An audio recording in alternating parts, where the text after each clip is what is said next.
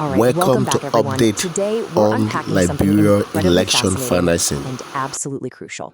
We're looking at the anatomy of a systemic failure. Specifically, we're peeling back the curtain on campaign financing during Liberia's 2023 elections.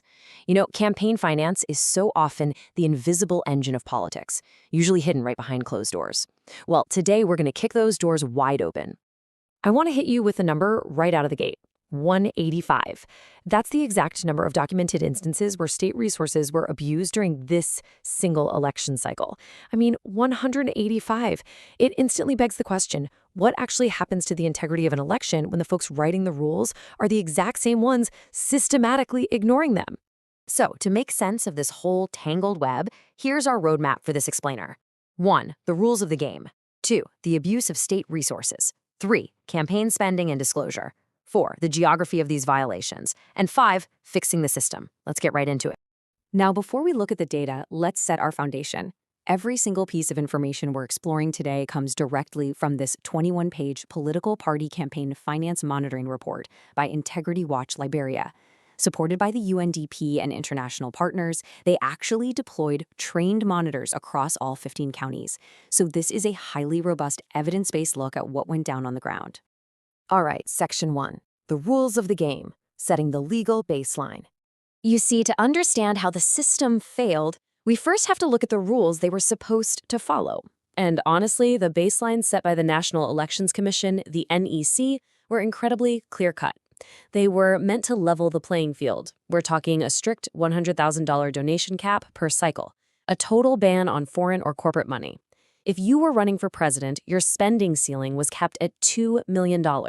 And, this is crucial, there was a complete, outright ban on using state resources for partisan purposes. The rules were explicit. But, imagine playing a high-stakes sport where the referee just isn't even on the field. That's essentially what happened here. The expectation was that we'd have a functional ombudsman handling complaints, plus proactive auditing by the NEC. But the reality? The ombudsman's office wasn't even operational. Just a massive enforcement vacuum. Combine that with fragmented regulations and a seriously under-resourced NEC, and you've basically got the perfect recipe for rules that exist on paper, but definitely not in practice. Moving to Section 2. Abuse of state resources, a cross-cutting issue. So let's break down those 185 documented violations. The data actually reveals something really interesting. Abusing state resources wasn't just an incumbency problem. Sure, the ruling Coalition for Democratic Change, the CDC, accounted for 43% of violations, which makes sense given their access to public assets. But the rest of the political spectrum? They were deeply involved too. The Unity Party, the collaborating political parties, and a huge chunk of independent candidates all added to this tally. It was literally a systemic problem across the board. Now, the truly crucial part is understanding how these different groups failed.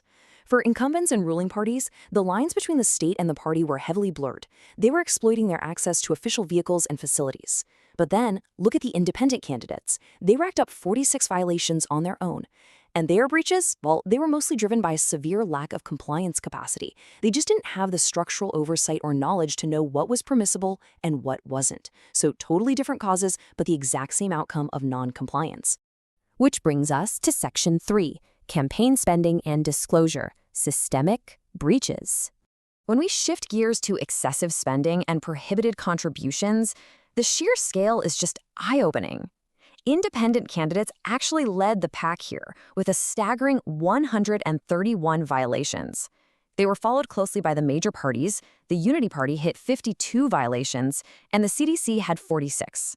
Whether it was blowing past expenditure limits for these massive rallies or taking funds from prohibited sources, almost nobody stayed within the lines. And compounding all of this overspending was a massive systemic failure in transparency. Opacity basically became the standard. Mandatory disclosure forms just vanished. It's kind of like the political equivalent of the dog ate my homework. Massive in-kind donations, things like fuel, transportation, expensive media airtime, were completely left off the books. And because Liberia's financial system relies so heavily on cash, millions of dollars were moving around completely untraced. Honestly, it operated a bit more like a 1920s mob movie than a modern democratic election. And ultimately, this massive underreporting meant voters were denied a true picture of the financial forces that were shaping their future. So we have to ask the why. Why was this so pervasive? The report hits the nail on the head with this quote: Institutional resistance and weak enforcement strip the regulations of credibility and deterrent power. Basically, without credible, real-time sanctions from the NEC, political actors just calculated that they wouldn't be punished. A culture of impunity took deep, deep root. All right, Section 4. The Geography of Violations, a Nationwide Challenge. If we look at this geographically, some clear hotspots jump out right away. Bomi County and Montserrado County really light up the data here.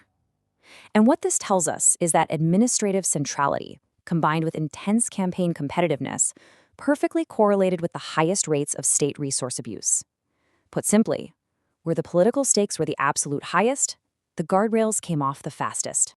You can really think of Montserrado as ground zero. If we zero in specifically on contribution and expenditure violations, Montserrado County is completely off the charts. It recorded an unbelievable 108 spending violations. As the dense political hub of the country and the base for the major parties, it naturally became the epicenter for financial impropriety, drawing in huge amounts of untraced cash and unchecked spending. But I want to make sure you take away this really crucial point. This is definitely not just a big city problem. When you look at rural counties like Grabpolu with 39 violations or Grand Cru with 30, we're seeing the exact same patterns. This proves that local patronage networks were failing the system even in the most remote areas.